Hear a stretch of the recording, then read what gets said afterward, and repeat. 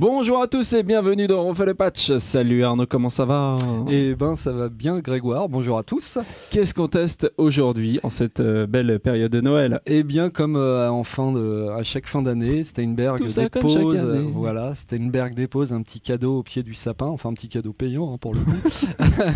Et donc c'est la dernière version de Cubase qui nous arrive, la 8.5. Voilà. La 8, on l'a testé l'an dernier, exactement à la même période. Pour Noël, c'était la 8.0. On était fatigués pareil et tout. Voilà. C'était exactement. On attendait les vacances. Donc là, c'est une demi-version. Donc. Voilà, c'est une demi-version alors qui est proposée moins cher qu'une version. C'est-à-dire que les points 0 sont proposés a priori à 150 balles quand vous venez d'une version .5 et les .5 sont proposés à 50 balles seulement. C'est-à-dire, et ça revient au même, c'est-à-dire que si vous attendez par exemple la sortie de la 9, vous paierez 200 balles si vous avez la 8. Si vous avez la 8 en partant de la 9, ou si vous avez acheté la .5 50 €, vous ne paierez que 150 €. Voilà. Donc on peut dire que si vous êtes sûr d'acheter la 9, c'est que personne n'est sûr en fait. Hein. Ouais. Donc c'est complètement idiot ce que je dis. Mais donc si vous êtes sûr, finalement, oui, cette version-là, elle vous permet d'accéder à un certain nombre de features qui sont pendant un an. Alors quoi, en fait. c'est moins cher parce qu'il pourra faire 100 balles. Hein. C'est moins cher parce que malgré tout, souvent sur les .5, c'était le cas aussi sur la 7.5, les nouveautés sont moindres, sont moins importantes. Sont moins majeures que sur les versions .0. Voilà, c'est une .5, effectivement. Et là, effectivement, on n'a pas, par exemple sur la 7.0, il y avait la refonte de toute la table de mixage qui était un énorme bout. Sur la 8.0, on a vu arriver les VCA faders, des choses comme ça. Voilà, là, pas tout ça là-dedans, en tout cas. Voilà, on n'a pas de trucs aussi gros, mais on a plein de petites nouveautés, plein de petites choses qu'on va voir qui peuvent changer la vie, et c'est plutôt agréable. Effectivement, vous pouvez faire vos updates tous les 2 ans, mais c'est plutôt chouette de pouvoir en bénéficier avant, juste pour 50 balles, en sachant que si vous achetez la prochaine mise à jour, vous ça les ne récupérez pas plus cher. Voilà, exactement.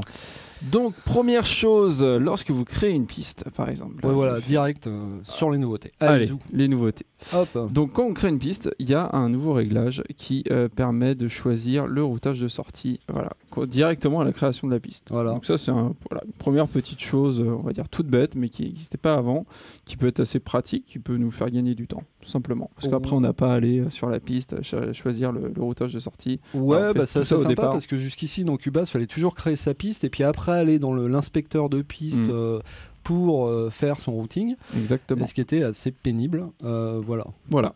Deuxième chose, cette fois-ci, c'est quand on crée un groupe. Voilà.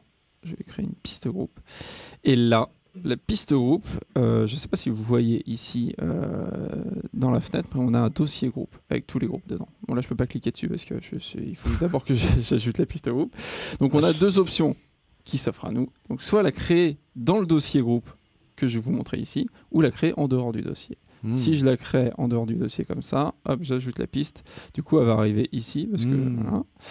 Et si je la crée, hop, je vais vous montrer ça. Je vais ajouter le groupe, créer dans le dossier, et bien à ce moment-là, elle va se mettre dans le dossier groupe qui est ici. Voilà, je le déplie, et là, groupe numéro 8, ici. Eh ben, dis donc, c'est passionnant. C'est passionnant, ça. Ça vous donne envie de rester pour regarder la suite de la vidéo. Ça, alors, non, je vous rassure, il y a des trucs vraiment bien. Voilà, déjà, nettement plus intéressant, au bord de l'écran, en haut, en bas, à gauche et à droite, c'est le truc périlleux, ça, parce que ça marche jamais. Est-ce que ça va marcher? Attention, effet Bonaldi dans 5, 4... Voilà. Non, c'est bon.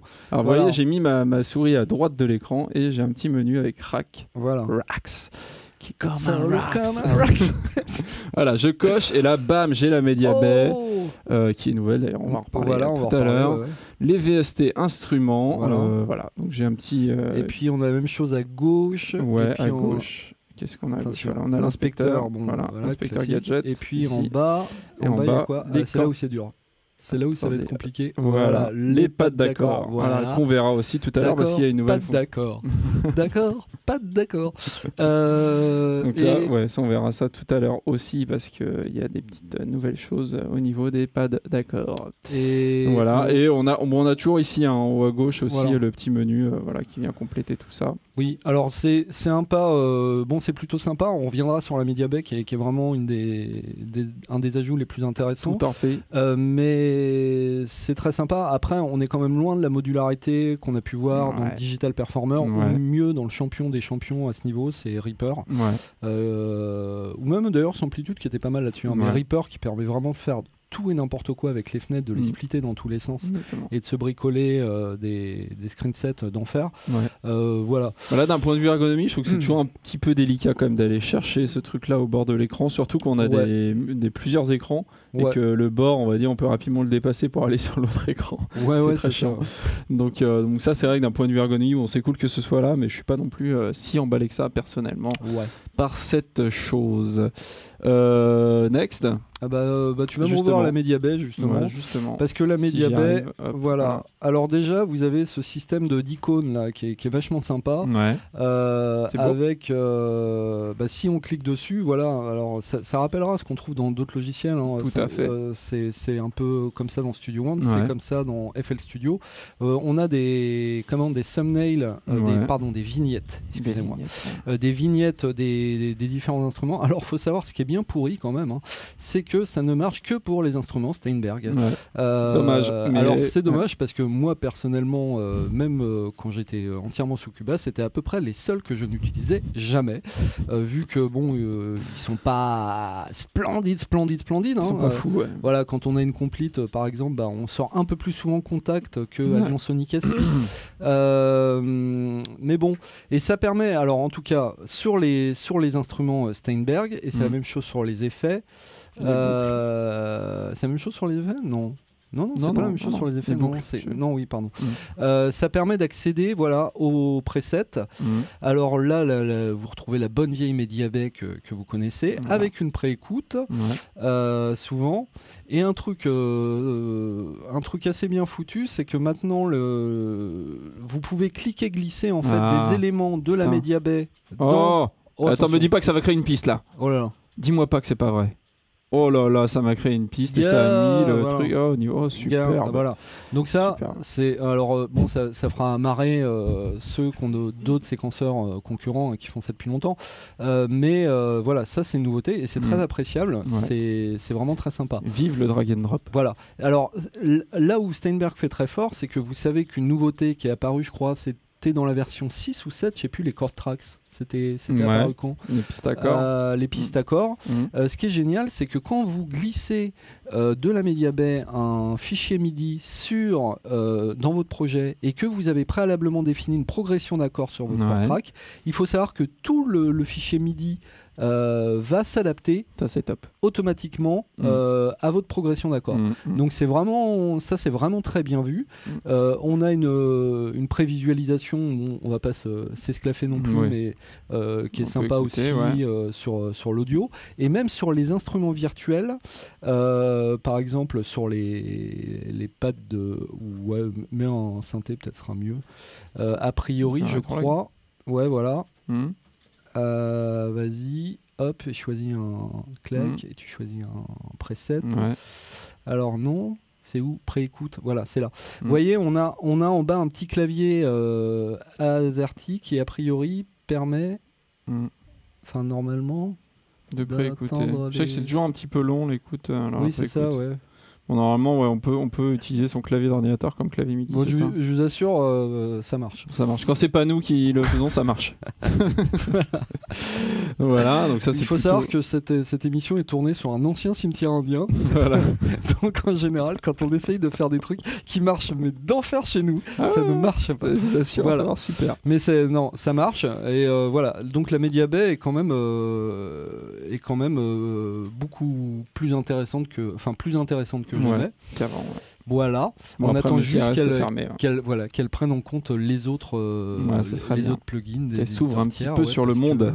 parce que voilà. Exactement. Et puis ce serait bien, oui, qu'elle gère les effets là, comme on l'a vu pour les VST Instruments. Ouais, ça serait top ça. Voilà. La prochaine nouveauté concerne la table de mixage, qui est toujours aussi cool. Moi perso, c'est vraiment une des meilleures tables de mixage, je trouve, toutes Stan confondues. Ouais. Parce que super modulaire, parce que voilà, on fait à peu près ce qu'on veut avec. Ça, c'est vraiment cool. Ouais. Et donc la nouveauté, c'est une toute petite nouveauté, concerne par exemple les inserts. Vous voyez, quand je mets ma souris au-dessus d'un insert, je peux donc accéder évidemment voilà, au réglage du plugin, mais aussi je peux contourner l'insert, voilà, en un seul clic, sans avoir à l'ouvrir. Génial. Super. On continue avec ça, par une contre, fonction qui va en intéresser plus. C'est la possibilité d'importer des pistes d'un ancien projet. C'est top ça, donc on fait importer la piste du projet. Voilà. Donc là, je choisis le projet, je double-clique dessus et ça va ouvrir une fenêtre. Voilà. Avec toutes les pistes du projet. Donc on coche ce qu'on veut. On coche, on décoche, parce que là par défaut tout est coché. Voilà. Alors on peut les destinations choisir si c'est une nouvelle piste ou une piste déjà existante, sachant que si on choisit une piste déjà existante, elle va créer une version. Ça c'est pas con. Ouais. Ça c'est pas con du tout. Donc les versions, je sais pas si vous connaissez, mais voilà, sur une seule et même piste, on peut avoir différentes versions. En fait, c'est quelque chose de très pratique. Une très bonne fonctionnalité. Ouais, qu'on avait vu ça, je sais plus quelle version c'était, mais bon, une version précédente. Et ben je crois que c'était sur la 7. Peut-être. Voilà, quand vous voulez tester plusieurs séquences ou plusieurs passages, vous avez fait plusieurs enregistrements et vous savez pas quoi garder, vous archivez ça dans les versions. Ou alors quand vous faites une chanson avec des gros mots et vous voulez faire une version sans gros mots. Ah ouais. Aussi. Une version petit mot. Voilà, exactement. Avec un petit mot tout petit. Tout petit les mots. Mais oui, donc ornica. Une syllabe, pas plus. Donc la nouveauté suivante concerne cette fois-ci le punch. Le punch-in et punch-out. Donc à la base, quand on voulait faire, donc là vous voyez on a les locateurs droite-gauche ici comme d'habitude. Les réglettes. Voilà, les petites réglettes à droite-gauche. Donc à la base, en fait quand on voulait faire des punch-in et punch-out, on se servait de ça. C'est ces réglettes qui servaient de... Sauf que là, regardez, si j'appuie sur F2, voilà, j'ai des réglages donc pour les réglettes ici. Ouais. Les délimiteurs gauche et droite, mais aussi pour le punch-in, punch-out. Et vous voyez, en fait, ils apparaissent ici en rouge. Voilà. Et donc, ils sont totalement indépendants des délimiteurs gauche et droite. Alors, c'est pas plus mal parce que ça vous permet de rester, par exemple, sur une boucle au niveau des locateurs, une boucle carrée qui vous permet de bien rester dans le groove de la musique. Sans pour autant enregistrer sur toute la boucle, en ayant un décompte pour vous mettre dans le feeling et tout. Surtout pour pouvoir monitorer en fait, parce que parfois voilà, on peut pas. Voilà, c'est pour pouvoir se monitorer avant, histoire de se mettre dans le bain. Donc ça, c'est vrai que c'est assez important comme nouvelle fonction et c'est cool qu'elle soit là. Donc c'est bien affiché en plus. Je trouve c'est bienvenu. C'est plutôt cool.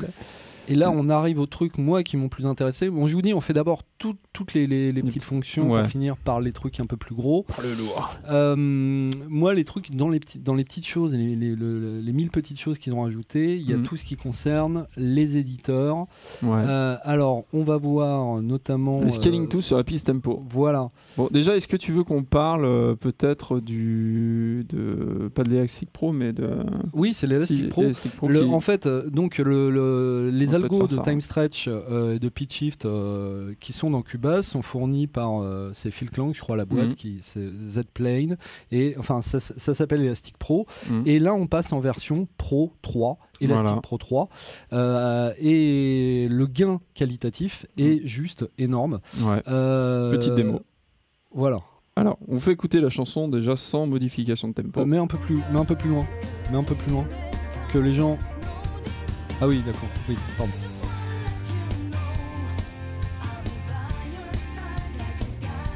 Donc voilà, là, je n'ai pas modifié le tempo de la chanson qui est resté, on va dire... T'as bien chanté là-dessus. Hein. Ah, n'est-ce pas t'aimes bien? Il n'y a pas qu'il y a cette voix-là. Mais... Et non, mais j'ai pas cette voix-là. Et donc, j'active la piste tempo. Et donc là, on a fait une petite automation, comme vous voyez ici. super. Donc j'ai accéléré le tempo à peu près ici. On a fait vraiment n'importe quoi. Hein. Et je l'ai baissé ici. Et on a fait des accélérations et des décélérations de bourrin, c'est-à-dire des trucs de 30 BPM. On passe de 137 à, je sais pas, c'est combien là, 165. Voilà. Donc déjà, grosse accélération. Et pour retomber à 85. Donc c'est quand même énorme. Donc on va écouter, voir ce que ça donne.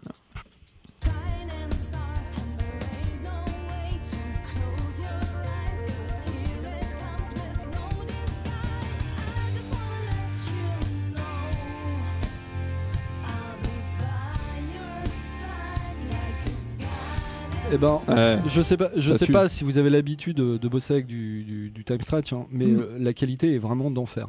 C'est-à-dire que là, on est vraiment sur des trucs de bourrin, parce que le time stretch, souvent, on fait plus ou moins 10%. Ouais. Bon, il y a une précision, il y a aussi des instruments MIDI là-dessus. Faut préciser. Ouais, mais il y en a pas tant que ça. Et voyez la voix de la chanteuse qui elle n'est pas MIDI, et ben ça passe quoi. Alors on sent voilà que c'est ralenti, mais ça marche quand même bien. Ouais, ça marche super. Et donc ce qui est génial, c'est que on peut tout à fait envisager, vu la qualité de l'outil, de se dire, une fois qu'on a fini une chanson, enfin presque à la fin de la chanson, de se dire finalement peut-être qu'à 5 BPM de plus ça serait pas mal, sans que voilà, on dégrade à mort la qualité de l'ensemble. Bah ouais, comme le faisaient beaucoup d'artistes avec les bandes, ça se faisait très souvent. Ouais. C'est vrai que là on approche vraiment cette qualité là. En tout cas voilà. Bah le truc très connu d'ailleurs, si vous voulez un gros son de batterie, il y a un article de gros son de batterie qui parle de ça d'ailleurs. C'était le truc utilisé dans When the Levee Breaks de Led Zeppelin.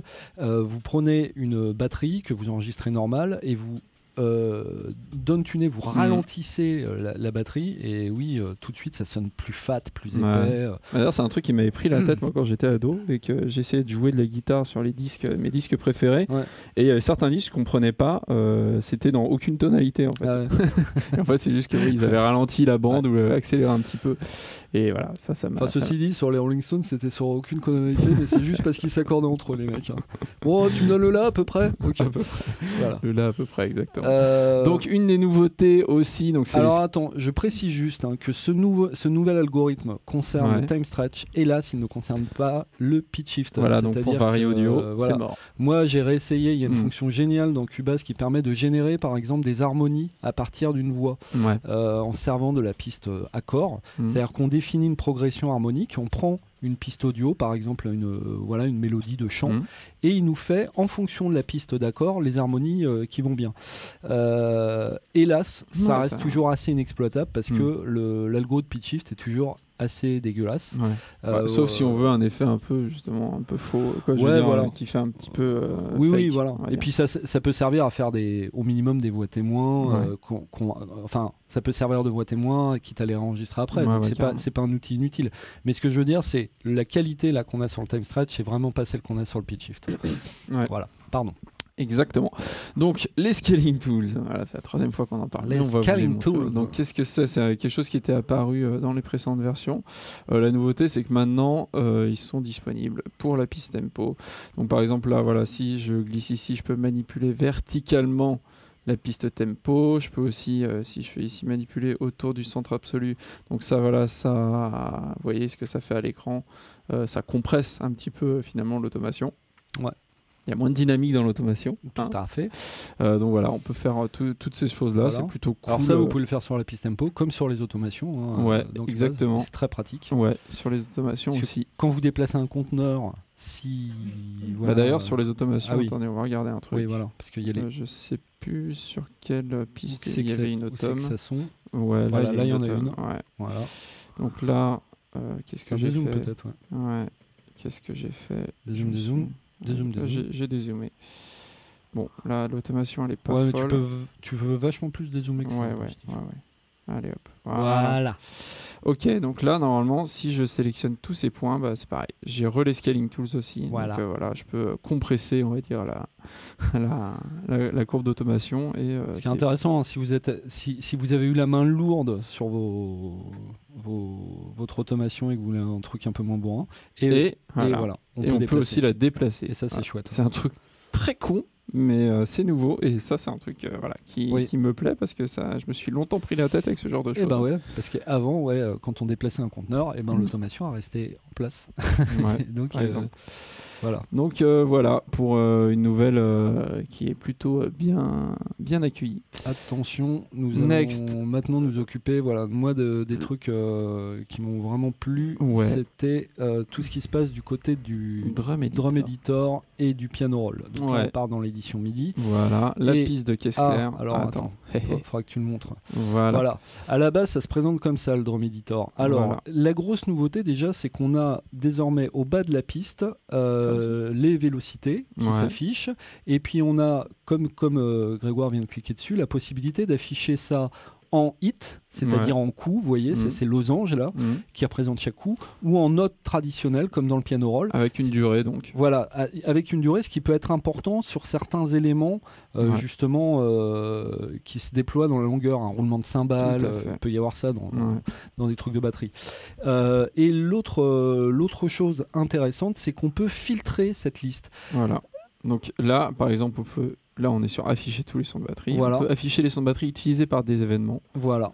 Donc là, si je fais ça, vu que c'est une piste de Kessler, il n'y a que ces deux pistes-là. Donc là, d'un seul coup, ça clarifie. Tout à coup, c'est super clair. Ouais. Ceux qui ont l'habitude de bosser avec les BFD, les Drum Kit Fromet, les DFH Superior, Easy Drummer ou Addictive Drums, savent que justement, souvent, quand on utilise les grooves par défaut qui sont fournis, on se retrouve avec des patterns où il y a le charlet qui est tout en haut et puis il y a le kick qui est tout en bas, la caisse claire qui se balade au milieu.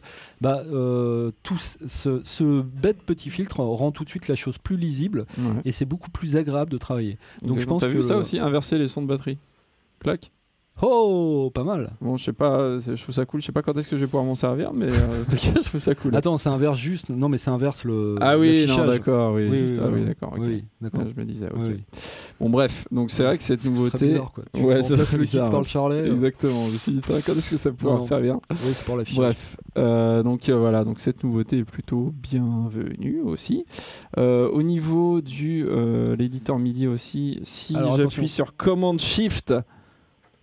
Je peux modifier la vélocité normalement là parce que je suis pas sur le bon voilà on va le voir, voilà, vous voyez, si j'appuie là en fait sur Command Shift, vous voyez en bas, je clique sur la note et je vais en bas ou en haut et du coup ça modifie la vélocité, vous l'entendez aussi d'ailleurs. Bon, c'est pas ceux qui ne sont pas cubasiens feront et alors parce que ça existe depuis des années dans d'autres séquenceurs, je crois que c'est dans Logic, c'est un comportement qui est très ancien, mais voilà, les cubasiens comprendront tout l'intérêt. Exactement. L'idée de ces petites modifications, c'est vraiment de faire plus de choses plus simplement en moins de clics. Il y a aussi un raccourci clavier qui permet de déplacer par exemple des éléments, un truc tout bête ou un piano roll là vite fait si on en a un. Voilà, vous pouvez maintenant double-cliquer juste sur le fond. Voilà, double-clic pour créer une note. Et si vous restez appuyé sur votre deuxième clic, attention, je vais le faire. Ah zut, j'ai raté. Voilà. Alors, et quand vous je vais la supprimer. Et vous avez aussi un raccourci clavier pour déplacer une note en s'affranchissant, par exemple, du magnétisme de la grille. Bref, c'est vraiment tout bête, mais c'est vrai que quand on a travaillé à faire de l'édition depuis les éditeurs MIDI, ça gagne un temps de fou. Donc pour moi, c'est vraiment, je sais pas vous perso, mais moi en tant que cubasien, c'est le genre de choses pour lequel je pourrais payer 50 balles. Ça, avec par exemple l'algo de Time Stretch, autant il y a des trucs qui sont, l'import de pistes d'un autre projet, c'est pas le genre de truc que j'utilise tous les jours. Mais par contre, faire de l'édition MIDI, je fais tous les jours. Donc si je peux gagner 1 heure sur ma journée grâce à ces fonctions, voilà. Tout à fait. Et Grégoire nous emmène voir les chord pads. Donc là, les chord pads, c'était quelque chose qu'on avait vu dans la version 8, c'est ça? Je sais plus quelle version c'était. Oui, Bref, c'est en fait ce qui vous permet de jouer des accords avec un seul doigt. Donc moi perso ça me va. Hein. Ouais. Donc là j'ai mis des accords qui sont déclenchables donc avec les touches. Par exemple là j'appuie sur le Do, Do dièse, je déclenche le D sus 2 par exemple, etc. Donc c'est pas ça la nouveauté. C'est en fait la nouveauté c'est qu'il y a maintenant un mode section. Voilà, ici. Et ce mode, à quoi il sert? Alors vous voyez là, en fait j'ai des notes bleues. Donc ça c'est les notes, c'est les accords. Voilà. Ok. Et en fait, si je laisse. Alors, c'est moi qui vais faire ça. C'est ça que tu veux? Voilà, exactement. Donc là, vous voyez, il fait des arpèges.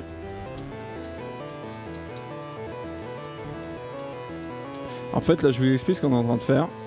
Moi, je fais défiler les accords avec ma main gauche sur les notes bleues. Et en fait, Arnaud. Attends. Voilà, c'est bon. C'est bon. Et donc Arnaud en fait fait les arpèges avec les notes jaunes ici.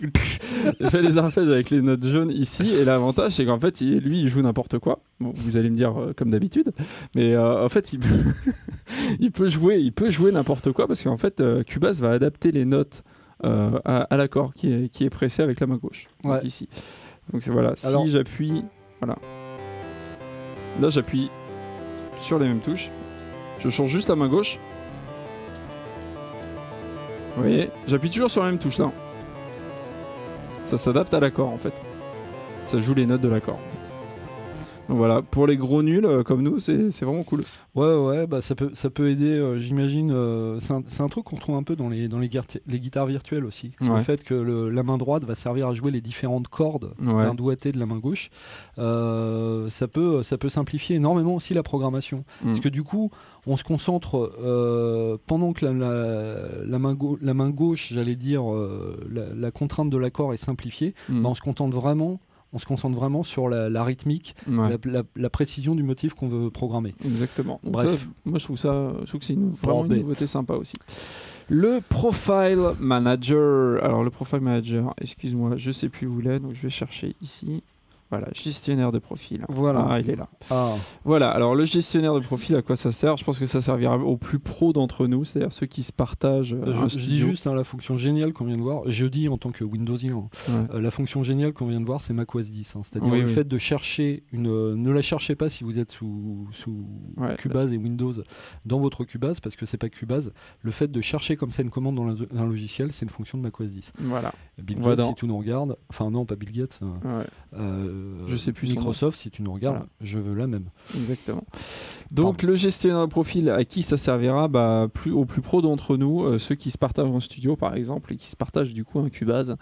Ça permet en fait de sauvegarder toutes ces préférences. Donc les préférences, ça va la toolbar, les raccourcis, les fenêtres, la collection de plugins, plein de choses comme ça, et de les rappeler du coup rapidement, sachant qu'on peut les importer, les exporter. Donc vous pouvez très bien arriver au studio avec votre petite clé USB et juste votre profil dessus. Et voilà, vous chargez du coup. C'est vraiment bien, dans les studios c'est bien, mais je pense que même finalement, à mon avis, ça va servir aux plus pros et aux plus amateurs, c'est-à-dire aux potes de chambrée qui partagent une licence de Cubase alors qu'ils sont 4 dans 20 mètres carrés avec 5 djembés qui prennent toute la place. Voilà, ça permet. Sauf que alors, c'est que pour la version pro. Oui, évidemment, c'est pas pour la version artiste. Et aussi, on a noté que ça ne sauvegardait pas les presets de plugins ou de pistes. Donc ça, à mon avis, ça viendra. Ouais, peut-être. Mais en tout cas, voilà, c'est une fonction plutôt cool. Une dernière chose aussi, il faut redémarrer Cubase à chaque switch de profil, on va dire. Ah, ça, c'est bon à savoir. Donc Elastic Pro, on en a parlé. Voilà, il nous reste l'export. Oui, voilà. Alors, l'exportation, voilà, quand on exporte son mixage audio, on a un schéma de nommage maintenant, donc qui permet par exemple, si on exporte par exemple toutes ces pistes d'un coup, on peut très bien lui dire voilà, le nom des fichiers, tu vas mettre le nom de la piste, le numéro de la voix, le type de canal, le nom du canal, allez hop, le nom du projet. Je veux d'abord le nom du projet, excuse-moi, avant le nom du canal. Enfin voilà, ça permet de créer très facilement des schémas de noms. Alors vous me direz, ça sent bon la fonction pour les maniaques. Je vous dirais, si par exemple vous étiez comment un développeur, par exemple, d'instruments virtuels ou que vous vouliez faire une collection de samples, vous comprendriez et que vous deviez sampler, par exemple, une contrebasse et faire 13 000 échantillons de la dite contrebasse. Je pense que c'est le genre d'outil dont on comprend très vite l'utilité. Ça permet de rester organisé. Parfois, on a besoin d'être organisé, voilà. effectivement. Donc, c'est fonction très particulière, mais voilà. Tout à fait. Oui. Bah écoute, on a fait le tour des petites choses. Voilà, des petites choses. Donc la MediaBay, on en a déjà pas mal parlé. Je sais pas si tu veux retourner dessus, mais a priori. La MediaBay, non, je crois pas qu'on ait quelque chose de plus à voir. Grosse nouveauté, Retrologue 2. Voilà. Donc la première grosse nouveauté, c'est celle-là. Donc Retrologue, c'était le synthé à modélisation analogique de Steinberg, qui nous arrive donc en version 2 avec un oscillateur supplémentaire, des effets supplémentaires et puis quelques petites nouveautés niveau, par exemple, je crois que si je clique sur LFO2, voilà, je sais plus comment ça marche. Je peux facilement assigner normalement un LFO à n'importe quoi, donc ça c'est plutôt cool. Qu'est-ce qu'il y a d'autre de nouveau ? Il y a en fait un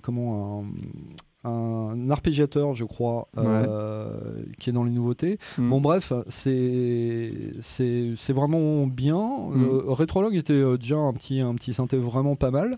Là, ça devient un bon gros synthé vraiment pas mal. Toujours limité en fait au son à modélisation analogique, mais assez polyvalent. Vous pouvez sortir des leads, des basses. Alors on va peut-être aller voir d'ailleurs un peu. Alors il y a un truc, je vais vous montrer un truc qui m'agace à mort moi dans Cubase. C'est que là on se dit tiens, je vais regarder tous les trucs de Retrologue. Justement j'ai tapé basse là, tu t'en souviens ? Voilà, et puis en fait ce qui est nul, t'avais tapé basse. Voilà, parce que je voulais un son de basse. Ce qui est nul, c'est que là je vais passer en basse. Voilà. Et regardez, si je fais suivant là. Attends, parce que là on a un piano. T'es sur la bonne piste là ? Ouais, mute le piano parce que je crois qu'on a un piano. Voilà. Et regardez, ce qui est génial, c'est que si je fais suivant, il va me mettre un truc qui est pas forcément une basse, parce qu'en gros, les précédents suivants suivent juste l'ordre alphabétique. Voilà, ils prennent pas en compte le filtre qu'on a établi. Ça, c'est un petit détail, mais c'est très con. On revient donc en tout cas sur notre truc. Alors voilà, on a. Alors, toc. Qu'est-ce que j'avais vu d'intéressant ? Donc sur les basses.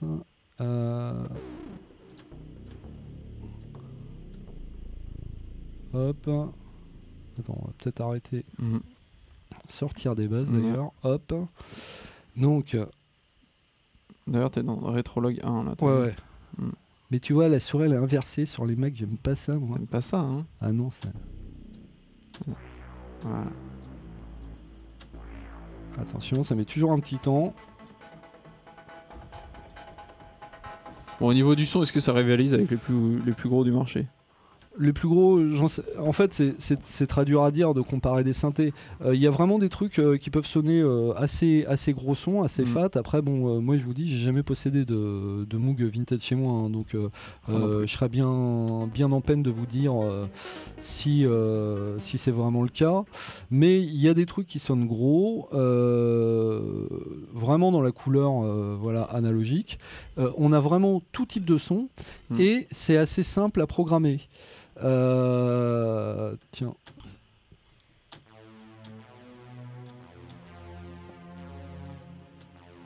Putain, ça met un certain temps avant de charger les nouveaux presets.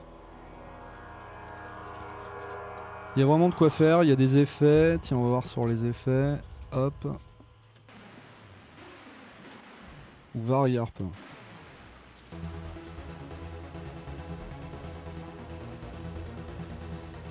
En fait, je saurais pas vous dire si ça rivalise avec un Diva de Yui. Moi, j'ai l'impression en tout cas que ça rivalise sans problème avec les synthés hardware là. Comment ça s'appelle les trucs rouges là. Et les Nordlead et tout ça. Ouais, voilà. Enfin, pour moi, c'est dans ce genre de truc. C'est-à-dire gros son, façon analogique, mais on sent quand même que c'est c'est pas analogique, mais gros son, quoi. Bon, en tout cas, c'est offert de bon cœur. C'est offert de bon cœur, et si vous n'en avez pas, on serait bien content d'avoir. Oui, voilà, ça fait vraiment la blague, il n'y a pas de souci. Ouais. Après, voilà, c'est pas fou, et c'est vrai que pendant ce temps-là, chez Logic, on a intégré Alchemy. Ouais. Bon, ça fait mal. Ça fait mal. Voilà. Mais bon, ça a fait mal à tout le monde. Hein. Tout le monde fait ce qu'il peut pour dire regardez, nous aussi, on est en santé. Voilà. On va passer à la dernière nouveauté, peut-être la plus excitante et la plus débandante, pourrais-je dire. Sur le papier, on va dire. Voilà. On va voir pourquoi. Donc ça s'appelle VST Transit. Donc c'est pas aucun rapport avec Allbran et tout ça. Hein, non, c'est pas du tout le cas ici. Donc on se log avec son login de My Steinberg. Voilà. Et donc, ça permet quoi en fait? Alors, VST Transit, Steinberg s'est toujours intéressé quand même à la collaboration par le réseau. Et on avait donc, on l'a vu là dans le menu VST Cloud, on avait VST Connect. VST Connect, c'était déjà une espèce d'interface de Skype qui permettait d'enregistrer quelqu'un à distance via Internet. Ce qui est top. Ce qui est vraiment génial, en plus en le voyant en vidéo et tout. Donc, très bonne idée, je crois. D'ailleurs, ça a été intégré, je crois, il y a assez longtemps. Je crois que c'est dans la V6 ou un truc comme ça. Donc Steinberg était assez en avance là-dessus. Et puis, on attendait la suite. Et la suite, c'est VST Transit. VST Transit, c'est quoi? C'est un cloud. Alors, récemment, on a eu Avid qui s'est mis à ça pour son Pro Tools 12. C'est un cloud, c'est quoi ce qu'on appelle le cloud, je suis désolé pour l'anglicisme, c'est un système de stockage sur un serveur internet. Voilà, cloud ça veut dire nuage. Bon, grosso modo, vous téléversez, comment on dit en français, téléversez votre session donc sur le serveur de Steinberg et votre copain peut lui le télécharger sur son ordinateur. Voilà, on synchronise les projets, on collabore comme ça. Tout à fait. Et c'est vrai que l'idée est plutôt cool. Le service de cloud le plus connu, c'est Dropbox. C'est dans le même genre. Exactement. Sauf qu'il y a une couche un peu plus sociale, c'est-à-dire que dans le truc de Steinberg, qui est vachement bien, on a la possibilité, vous voyez sur l'onglet profil, de remplir des petits détails, donc les langues qu'on parle, où on habite, les instruments qu'on fait, les genres qu'on aime, et puis on peut même glisser un petit fichier audio pour montrer un peu. On peut se trouver des copains en fait. Une fois qu'on a fait ça, pouf, on se retrouve sur une espèce de réseau, et là on peut chercher des copains. Oh, l'Ostenios, tiens, je le connais. Voilà, tout à fait. Alors, attends. Donc là, inbox, outbox, donc c'est tous les messages qu'on s'envoie entre nous. Voilà, tout à fait. On peut rechercher quelqu'un. Donc là, les profils de mes amis, j'ai un certain Lostenios en ami. Voilà, alors regardez, si je fais un truc, si je fais pop, par exemple, mais j'aurais pu faire guitare ou un truc comme ça. Non, ça marche pourquoi ça marche pas? Il veut pas de pop. Mais attends, on va faire pop espace en fait. Ah oui, voilà. Ce qui est con. Attention. Alors, est-ce qu'il y a quelqu'un qui fait de la pop en ce moment même? On va voir. Attention, ça mouline. On n'aime pas quand ça fait ça. Non, parce que bon, si ça plante, c'est quand même dommage. Bon, enfin, pendant que je vous dis ça, pendant que je vous tiens, voilà, l'idée c'est de pouvoir, en tout cas, partager, en fait, rencontrer des gens qui sont susceptibles de vous aider dans le projet. Tiens, mais ça a marché, dis donc. Voilà, j'en ai, mais bon, il y a plein de gens qui font de la pop. Les serveurs sont pas ultra réactifs. Surtout qu'ici, on a la fibre quand même. Bon. Ça va. Bon. Vous voyez, en fait, donc, à chaque fois, on a un petit descriptif.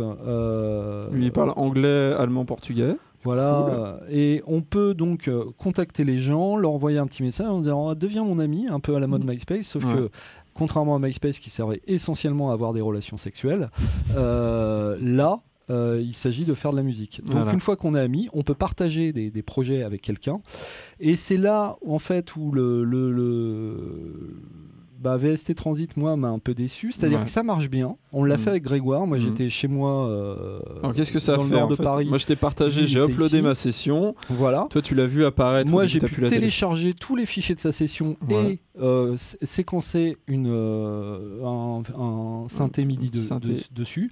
Chez moi, du coup, quand il a rajouté sa piste, il a rajouté un petit synthé. Chez moi, c'est apparu dans un dossier appelé Los Teños. Alors, tu as dû synchroniser. Oui, j'ai dû synchroniser. C'est pas sans automatique. avoir de notification. Déjà, ça c'est un truc un peu décevant. C'est-à-dire que les gens font des modifications sur votre projet que vous avez partagé. Vous n'avez pas de notification. Alors, faut bien synchroniser au départ, voilà, pour récupérer les notifications. On récupère les notifications. Le plus simple, c'est quand même d'avoir Skype de lancer en même temps. Ouais, c'est ça. C'est quand même ce qu'on a trouvé. Parce que même s'il y a une interface de chat dedans et tout, c'est pas Jojo ce qu'ils ont fait.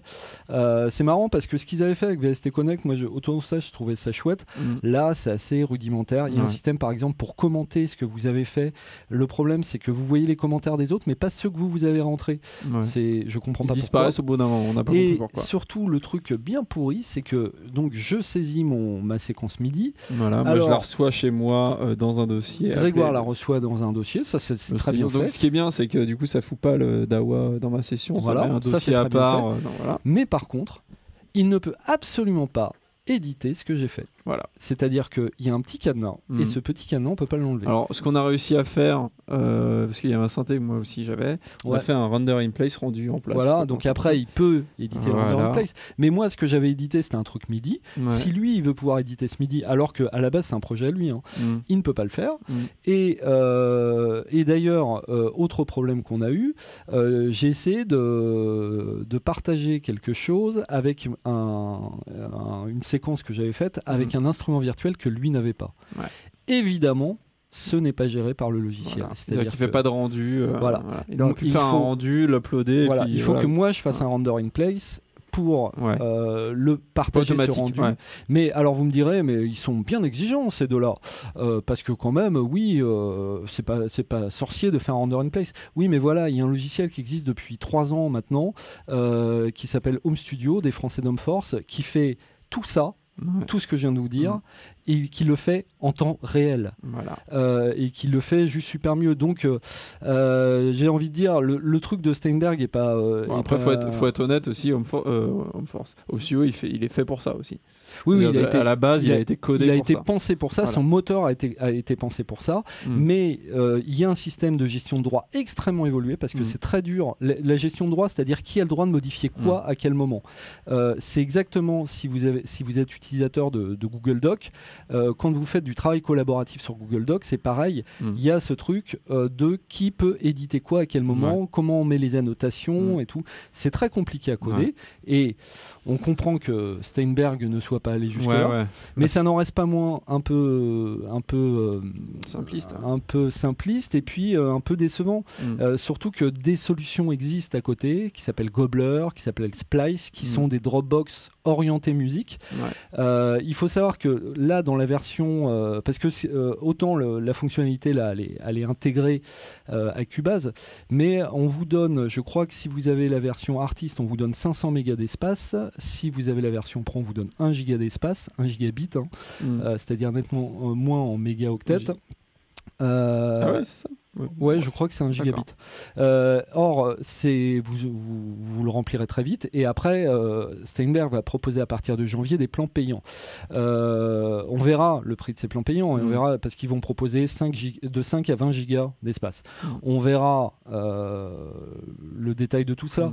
Mais c'est vrai qu'en face, voilà, Gobbler et Splice proposent limite des trucs plus aboutis.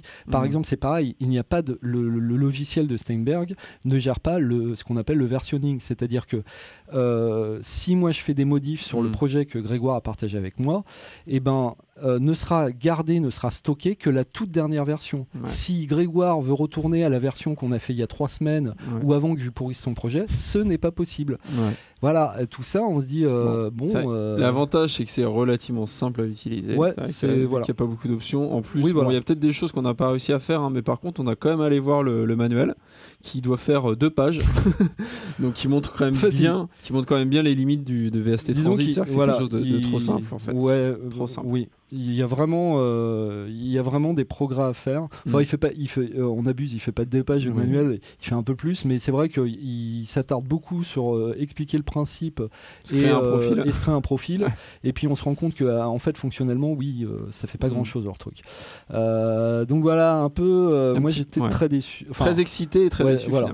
C'est vraiment Steinberg a vraiment raison d'aller dans cette direction-là parce que c'est très intéressant. Et moi j'en rêve. Par exemple, j'ai des compos chez moi que j'ai dû faire avec des instruments virtuels, par exemple des saxophones. Et bon, le saxophone virtuel, ne passant pas 18 heures en plus à programmer mes trucs, à la fin ça fait un peu pouette. Si j'avais la possibilité depuis mon séquenceur de faire hey, toi qui es saxophone, tu veux pas m'aider? Voilà, ce serait génial. Sauf que voilà, c'est bon, ça peut le faire, hein, mais c'est vrai que c'est oui, ça peut le faire, mais c'est pareil, ça ne gère pas, par exemple, le fait, ça pourrait être une super plateforme pour vendre ses services, ça ne le gère pas. C'est encore autre chose, ça. Mais, voilà. Et puis voilà. Bah voilà. Bon, chez Avid, c'est pareil, ça a sorti, alors on n'a pas essayé le truc d'Avid, hein, mais ça a sorti d'un outil de promotion pour partager avec ses fans. Ça ne le fait pas. Voilà. C'est vraiment très rudimentaire. On espère que Steinberg va bien bosser pour la V9. On lui en veut pas. L'update est vendu 50 balles.